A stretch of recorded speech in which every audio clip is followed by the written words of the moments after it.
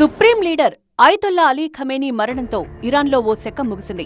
Islamic విప్లవం తర్వాత ఇరాన్ను మతరాజ్యంగా రూపాంతరం చేసేందుకు ఆయన అవిశ్రాంతంగా శ్రమించి విజయం సాధించారు. ఇరాన్ పరిపాలనా సాయుధ వ్యవస్థలకు 3.5 దశాబ్దాలకు పైగా ఖమేనీ మాటే శాసనం. పశ్చిమాసియాలో మత కేంద్రంగా ఇరాన్ను సమున్నత స్థాయికి చేర్చాలనే పట్టుదలతో సంస్కరణవాదులను అణిచివేస్తూ దేశాన్ని ఏకఛత్రంగా ఏలుతూ అమెరికా, ఇజ్రాయెల్ వంటి దేశాలకు ఆయన కొరకరాని కొయ్యలా మారారు. దశాబ్దాలుగా ఇరాన్ను తమ గుప్పెట్లోకి తెచ్చుకోవాలని అహర్నిశలు శ్రమిస్తోన్న అమెరికాను ఎన్నోసార్లు ధీటుగా ఎదుర్కొన్నారు.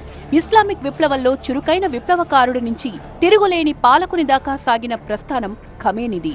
దశాబ్దాల క్రితం ఇస్లామిక్ విప్లవానికి నాయకత్వం వహించిన ఆయతుల్లా రుహుల్లా ఖమేనీ మరణం తర్వాత 1989లో Ayatollah Ali Khamenei Iran supreme లీడర్గా బాధ్యతలు చేపట్టారు.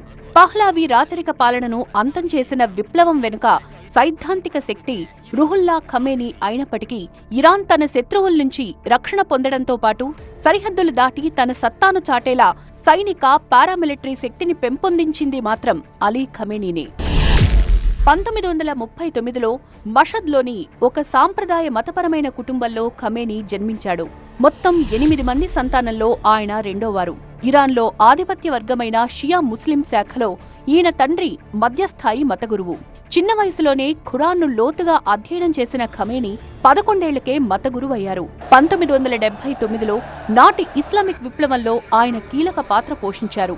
షా మహమ్మద్ రజా పహ్లానీ అణిచివేత పాలనకు వ్యతిరేకంగా గళమెత్తి పలుసార్లు జైలు శిక్షను ఖమేనీ అనుభవించారు. బహిష్కరణకు సైతం గురయ్యారు. విప్లవం విజయం తర్వాత ఇరాన్ గణతంత్ర వ్యవస్థలో తిరుగులేని నేతగా ఎదిగారు. 1979 ఇస్లామిక్ విప్లవం వచ్చిన ఏడాది తర్వాత రాజధాని తెహ్రాన్లో శుక్రవారం ప్రార్థనల నాయకునిగా ఖమేనీ నియమితులయ్యారు. ఆ తర్వాత 1981లో అధ్యక్షునిగా ఎన్నికయ్యారు. 1989 వరకు దేశ అధ్యక్షుడి హోదాలో కొనసాగిన ఆయన తనదైన పాలన సాగించారు. 86 ఏళ్ల వయసులో సుప్రీం లీడర్ రుహుల్లా ఖమేనీ మరణం తర్వాత 1989లో ఆయన వారసుడిగా ఆయతుల్లా అలీ ఖమేనీని మత పెద్దలు ఎంపిక చేశారు. అప్పటి నుంచి దాదాపు 37 ఏళ్లు దేశ భవిష్యత్తును తను శాసించారు. ఆయతుల్లా అలీ ఖమేనీ తన పాలనలో బయట నుంచి ఎదురయ్యే ముప్పుల్నుంచే కాకుండా దేశంలో తలెత్తిన అసమ్మతిని సమర్థవంతంగా ఎదుర్కొన్నారు. 2009 నాటి గ్రీన్ మూవ్మెంట్ నిరసనలు, అలాగే 2022లో ప్రజల నుంచి వచ్చిన తీవ్ర తిరుగుబాట్లను ఆయన తన అధికార బలంతో పూర్తిగా అణిచివేశారు. ఖమేనీ నాయకత్వంలో ఇరాన్ ప్రభావం దేశ సరిహద్దులు దాటింది. లెబనాన్, ఇరాక్, సిరియా, యెమెన్ వంటి దేశాల్లోని ఇరాన్ అనుకూల వర్గాలకు అండగా నిలిచింది. ఈ క్రమంలో అమెరికా, ఇజ్రాయెల్కు ఖమేనీ నిరంతరం సవాలు విసిరారు. అమెరికాతో ఖమేనీకి ఉన్న వైరానికి సుదీర్ఘ చరిత్ర ఉంది. 2015 నాటి అణు ఒప్పందం నుంచి 18లో డొనాల్డ్ ట్రంప్ వైదొలగడంతో ఇరు దేశాల మధ్య ఉద్రిక్తతలు పరాకాష్ఠకు చేరాయి. ఖమేనీ ఏనాడు అమెరికా ఒత్తిళ్లకు లొంగలేదు.